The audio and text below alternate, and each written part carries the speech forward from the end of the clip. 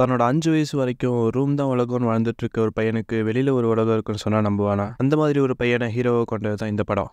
Room. நீங்க பார்த்துட்டு இருக்கிறது ஓவர் வாய்ஸ் தமிழ். கதை கேட்க ரெடியா இருங்க. படத்தோட ஸ்டார்டிங்லேயே ஒரு அம்மாவையும் ஒரு பையனையும் காமிக்கிறாங்க. அந்த பையன் பேர் ஜாக். என்னடா பையன் சொல்ற, பொண்ணு மாதிரி இருக்கானே நீங்க நினைக்கலாம். ஆனா உண்மையாவே ஜாக் ஒரு பையன் தான். ஜாக்கு அந்த ரூம் தான் உலகம். அந்த ரூம் விட்டு அவன் வெளியில போனதே இல்லை. யோசிச்சு பாருங்க, வாழ்க்கை ஃபுல்லா ஒரு ரூம் தான் உலகம்னு வாழ்ந்தா எப்படி இருக்கும்? மார்னிங் ஏஞ்ச உடனே ஜாக் ரூம்ல இருக்க டிவி, ஃப்ரிட்ஜ், வாஷிங் மிஷின்க்குலாம் குட் மார்னிங் சொல்றான். பார்த்தா அன்னைக்கு தான் அவனுக்கு 5th பர்த்டே. அதுக்காக ஸ்பெஷலா அவனுக்கு அவங்க அம்மா கேக் செஞ்சு தரேன்னு சொல்றாங்க. ஜாக் இது வரைக்கும் கேக்கு டிவியில மட்டும் தான் பார்த்திருக்கான். ஆனா கேக் வெட்டும் போது கேண்டில் இல்லாததுனால அவன் அந்த கேக்கை சோகமா வெட்டுறான். நைட்டும் வந்துச்சு. ஜாக்கை தூங்க வைக்க ஒரு பாட்டு பாடி அவங்க அம்மா அவனை தூங்க வைக்கிறாங்க. அப்போ அவனுக்கு ஒருத்தரோட வாய்ஸ் கேக்குது. எந்திரிச்சு பார்த்தா ஒரு ஆள் வந்து ஜாக்கு தேவையான ஃப்ரூட்ஸ், ட்ரெஸ் எல்லாம் வாங்கி கொடுத்துட்டு அவங்க அம்மா கூட ரொமான்ஸ் பண்ணிட்டு இருக்கான். அந்த ஆள் பேர் தான் நிக். ஜாக்கை பொறுத்த வரைக்கும் செடி இருக்கு ஆனா மரங்கள் இல்ல, ஸ்பைடர்ஸ் இருக்கு ஆனா அணில் பறவைகள்லாம் ஜஸ்ட் டிவியில மட்டும்தான் வரும். ஏன்னா அவனோட வாழ்க்கை ஃபுல்லாவே அவன் அந்த ரூம்குள்ள மட்டும்தான் இருக்கான். நெக்ஸ்ட் டே மார்னிங் சாப்பிட்டுட்டு இருக்கும்போது ஜாக்கோட அம்மாவுக்கு ரொம்ப நாளா வலிச்சுட்டு இருந்த ஒரு பல்லு கீழே விழுது. எதுக்காகன்னு தெரியல, ஆனா அதை ஜாக் வாங்கி வச்சுக்கிறான். அன்னைக்கு ஜாக் விளையாண்டுட்டு இருக்கும்போது ஒரு எலியை பார்க்கறான். அந்த எலி கூடயாச்சும் ஃப்ரெண்ட் ஆகலாம்னு ஆசைப்பட்டு அந்த எலிக்கு கொஞ்சம் கேக்கு பிச்சு கொடுக்குறான். அதை பார்த்து அவங்க அம்மா அந்த எலியை கொன்னுடுறாங்க. அப்போ ஜாக் கோவமா, நேத்து ஏன் நிக் கிட்ட என்னோட பர்த்டேன்னு சொல்லலன்னு கேட்கறான். அவர்கிட்ட தான் சொல்லணும்னு அவசியம் இல்லைன்னு அவங்க அம்மா சொல்றாங்க. நெக்ஸ்ட் டேவும் வருது.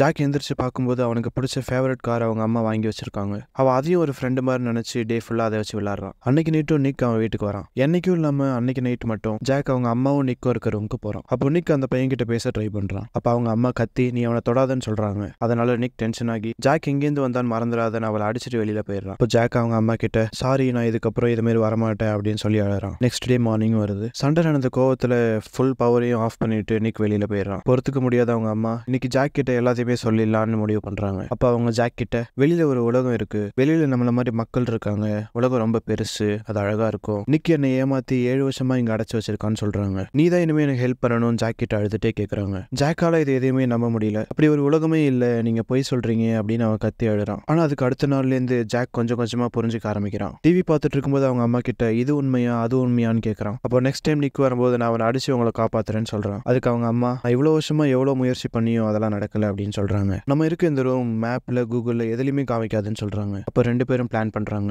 அவங்க அம்மா ஜாக் கிட்ட உனக்கு ஃபீவர் அடிக்கிற மாதிரி நடி, அப்போ நிக் உன்னை ஹாஸ்பிட்டல் கூட்டிட்டு போவான், அங்க போய் நீ போலீஸ் போலீஸ்னு கத்தி ஹெல்ப் கேளு, அப்போ நானும் நீயும் சேர்ந்து தப்பிச்சிடலான்னு சொல்றாங்க. ஆனா அவங்க நினைச்சது வேற, நடந்தது வேற. அன்னைக்கு நைட் நிக் இதுக்காக ஹாஸ்பிட்டல்லாம் கூட்டிட்டு போக முடியாது, வேணும்னா ஆன்டிபயோட்டிக் வாங்கிட்டு வந்து தரேன் அப்படின்னு மறுபடியும் டோர் லாக் பண்ணிட்டு கிளம்பிட்டான். ஜாக் என்னால இதெல்லாம் முடியாது, எனக்கு பயமா இருக்குன்னு சொல்றான். அதுக்கு அவங்க அம்மா பயப்படாத, நம்மளால இது முடியும் அப்படின்னு சொல்றாங்க. அந்த நைட்டும் கடந்து போகுது. அடுத்த நாள் மார்னிங் ஜாக்கோட அம்மா அவன் கிட்ட நீ செத்து போன மாதிரி நடிக்கணும்னு சொல்றாங்க. அதுக்காக அவனை ஒரு பெரிய மேட்குள்ள வச்சு அவனை ரோல் பண்ணி அவனுக்கு ட்ரைனிங் கொடுக்குறாங்க.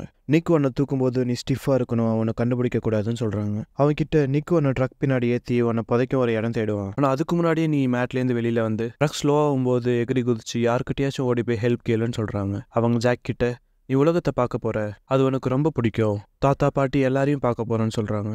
கொஞ்ச நேரம் கழிச்சு நிக் அங்க வரான். அழுகையோட அவங்க அம்மா ஜாக் நைட் ஃபுல்லா உடம்பு சரியில்லை, நீ என் குழந்தைய கொன்னுட்டேன்னு சொல்றாங்க. அவங்க அம்மா நிக் கிட்ட தயவு செஞ்சு என் குழந்தைய இங்க புதைக்காத, எனக்கு அவன் ஞாபகம் வந்துட்டே இருக்கும், எங்கேயாச்சும் தூரமா இருக்க இடத்துல கொண்டு போய் புதைப்பேர், எனக்கு சத்தியம் பண்ணி கொடுன்னு கேட்கறாங்க. நிக்கும் சரின்னு சொல்லி ஜாக் அவன் ட்ரக்ல ஏத்துறான். ட்ரக் கொஞ்சம் தூரத்துல போகும்போது அவன் கொஞ்சம் கொஞ்சமா மேட்ல இருந்து வெளியில வரான். ஜாக் இத்தனை நாளா பார்க்காத உலகத்தை பாக்குறான். ஒரு இடத்துல ட்ரக் ஸ்லோ ஆனதும் ஜாக் அவங்க அம்மா சொன்ன மாதிரியே வெளியில குதிச்சு ஓடுறான். நிக்கும் அதை பாத்துடுறான். அப்போ அந்த ஸ்ட்ரீட்ல இருந்த ஒரு ஆளை நோக்கி ஜாக் ஓடுறான். நிக் ஜாக்கை பிடிச்சி இழுத்துட்டு வர ட்ரை பண்றான். ஆனா ஜாக் ஹெல்ப்னு கத்துனதுனால அங்க இருந்தவங்களுக்கு டவுட் வந்துருச்சு. நிக்கும் அந்த இடத்த விட்டு எஸ்கேப் ஆயிடும். அப்போ ஒரு லேடி போலீஸ் வராங்க. அவங்க பேர் பார்க்கர். வந்து ஜாக் கிட்ட உன் நேம் என்னன்னு கேக்குறாங்க. அவன் ஜாக்னு சொல்றான். போலீஸ்க்கு டவுட் வருது. அப்போ ஒரு நாள் ஜாக் வீட்டுல இருக்கும்போது எடுத்து வச்ச அவங்க அம்மாவோட உடஞ்ச பல்ல ஜாக் போலீஸ் கிட்ட கொடுக்குறான். அதை வச்சு போலீஸ் ஈஸியா கண்டுபிடிக்கிறாங்க. சச் அ பிளிஸ் மூமெண்ட் அது. எல்லா போலீஸும் அந்த ரூம் இருக்க இடத்துக்கு வராங்க. போலீஸ் அவங்க அம்மாவை கண்டுபிடிக்கிறாங்க. ஜாக்கோட அம்மா ஓடி வந்து ஜாக்கை கட்டி பிடிச்சி அழுறாங்க.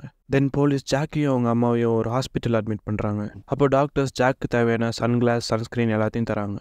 ஏன்னா அவன் வெளி உலகத்துக்கு அடாப்ட் ஆக டைம் ஆகும். கொஞ்ச நேரம் கழிச்சு ஜாக்கோட தாத்தாவும் பாட்டியும் வராங்க. அவங்க பாட்டி ஜாக் கிட்ட என்னோட பொண்ணை காப்பாத்தினதுக்கு ரொம்ப நன்றின்னு சொல்றாங்க. அப்போதான் தெரியுது ஜாக்கோட தாத்தாக்கும் பாட்டிக்கும் டிவோர்ஸ் ஆகி இப்போ அவங்க பாட்டி லியோன்னு ஒருத்தர் கூட இருக்காங்கன்னு. அவங்க வீட்டுக்கு தான் ஜாக்கோட அம்மாவும் ஜாக்கும் வராங்க.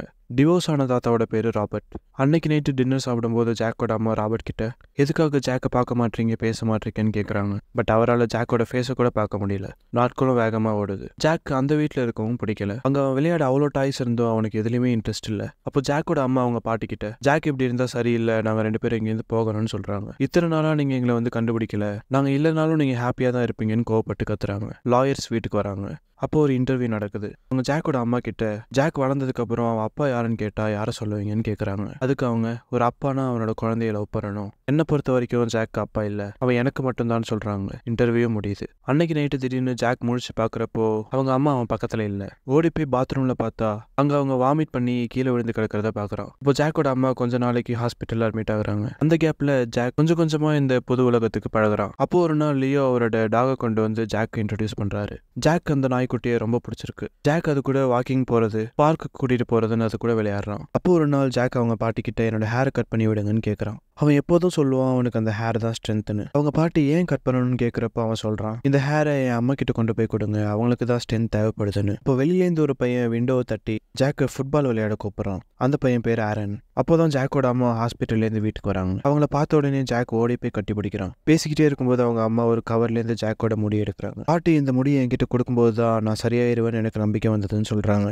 நாட்கள் போக போக ஜாக் வெளி உலகத்துக்கு மாஸ்க் இல்லாம வரான். அமெரிக்கால எல்லா இடத்தையும் சுத்தி பார்க்கறான். திடீர்னு ஒரு நாள் ஜாக் அவங்க அம்மா கிட்ட நம்ம திரும்பவும் அந்த ரூம் ஒரு டைம் போய் பார்த்துட்டு வரலாமான்னு கேட்கறான். அவன் ஆசைப்படுறானேன்னு அவங்களும் கூட்டிட்டு போறாங்க. அவன் அந்த ரூமை பார்த்துட்டு அவங்க சின்ன வயசுல பார்த்த பொருளுக்கு எல்லாம் பாய் சேர், பாய் பெட், பாய் கபோர்ட்னு சொல்றான். தென் அவங்க அந்த இடத்த விட்டு கிளம்பிடுறாங்க. மூவியும் அதோட முடியுது. உங்களுக்கு இந்த மூவி ஹானஸ்டா பிடிச்சிருந்தா கமெண்ட்ல சொல்லுங்க. இதே போல இன்னும் நிறைய இன்ட்ரெஸ்டிங்கான வாய்ஸ் ஓவர்ஸ் வேணும்னா ஓவர் வாய்ஸ் சேனலுக்கு சப்ஸ்கிரைப் பண்ணிக்கோங்க.